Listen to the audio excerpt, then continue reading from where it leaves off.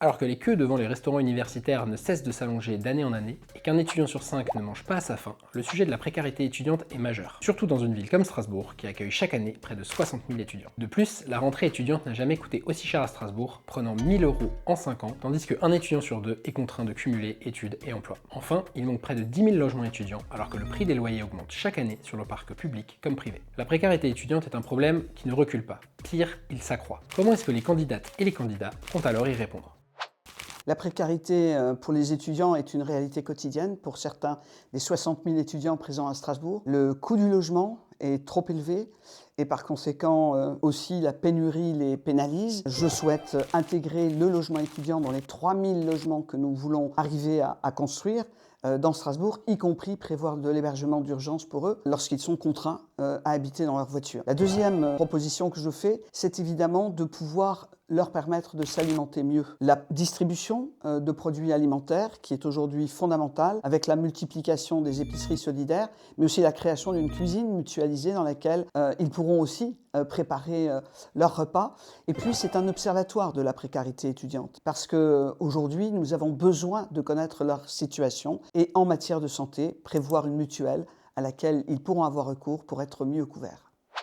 Les rapports des associations étudiantes se succèdent et affirment tous la même chose. Il y a une augmentation de la précarité des étudiants. Et voici nos 3 mesures. La première, c'est évidemment le logement pour les étudiants, et notamment en plein cœur de l'université. Nous savons tous que la tour de chimie aujourd'hui est désaffectée. Notre projet, il est clair. La réhabiliter et la proposer pour les étudiants en plein cœur de l'université. La deuxième mesure, c'est de baisser le budget de l'alimentation. Dans le budget quotidien des étudiants strasbourgeois, on voit les files à perte de vue devant les restaurants universitaires. Il faut qu'on accentue notamment les épiceries solidaires qui permettent de pouvoir acheter des denrées alimentaires à moindre coût. Et enfin, on connaît tous le succès de cette carte culture qui nous permet de s'évader, de sortir le soir. Eh bien, il faut une carte sport qui permet d'accéder aux pratiques sportives à moindre coût, mais aussi de se rencontrer. C'est important aussi pour se sentir bien dans sa peau, c'est important pour la santé et c'est important surtout pour rencontrer d'autres étudiants. Aujourd'hui, la vie, elle est devenue extrêmement chère. Et lorsqu'on est étudiant, c'est des choses qui sont encore accentuées. On a du mal à se loger, on a du mal à se nourrir convenablement. C'est pourquoi, avec notre liste Strasbourg C'est nous, on propose justement un fonds d'urgence sociale pour les étudiants, afin qu'aucun étudiant ne soit privé de se nourrir au quotidien. On propose également des épiceries solidaires dans chaque quartier, dans le même esprit, afin que tout le monde puisse se nourrir convenablement, dignement. Et on propose aussi la création de logements étudiants municipaux afin que chaque étudiant puisse avoir accès à un logement digne.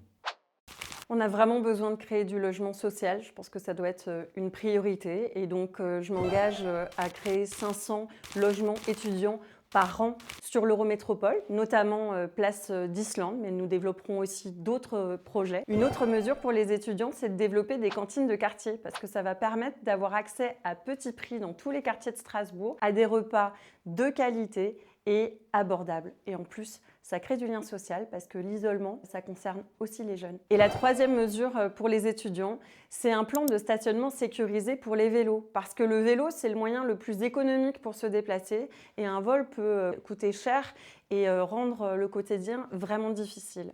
Donc, des parkings sécurisés pour les vélos partout dans la ville et notamment sous la place de la gare.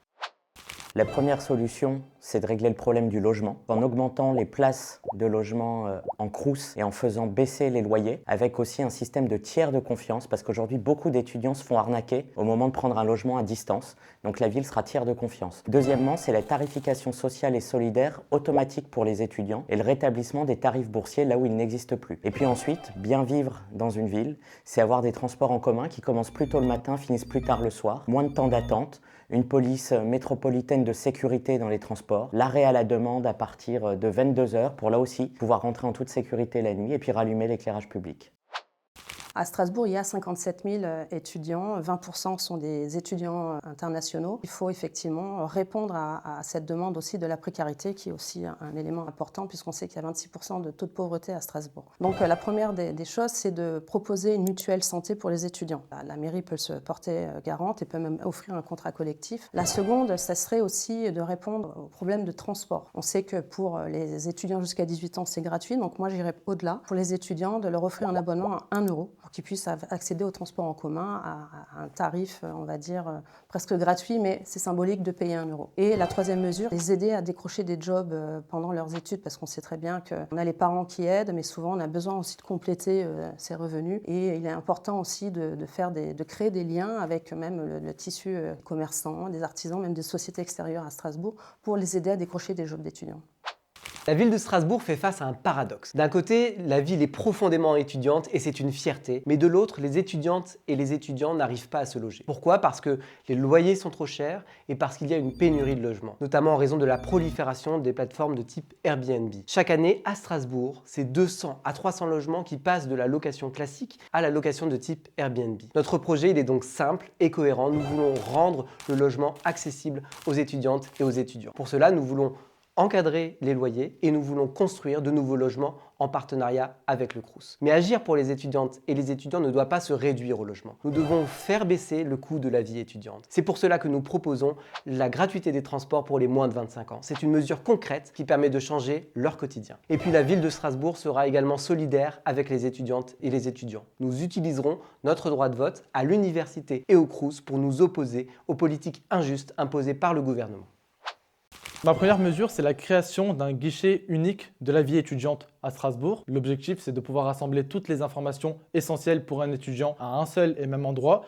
Typiquement, tout ce qui va concerner les aides que peuvent recevoir un étudiant sur le transport, sur du social, sur l'accompagnement dans les démarches administratives qui peuvent malheureusement parfois décourager certains étudiants lors de leur parcours scolaire. La deuxième mesure, c'est de mettre en place des emplois étudiants au sein de l'Eurométropole, donc que ce soit des emplois étudiants qui soient bien calculés en fonction d'un emploi du temps pour étudiants, et à côté de ça aussi pouvoir offrir des postes de stagiaires et d'alternants aussi au sein de la collectivité, parce qu'aujourd'hui les étudiants manquent malheureusement beaucoup d'opportunités de stage et d'alternance. Et enfin, la troisième mesure, c'est la création d'un fonds municipal de garantie et d'avance locative pour les étudiants, pour qu'ils puissent en fait payer leur première caution, le premier loyer aussi, et cette mesure peut aussi être utile pour les familles modestes.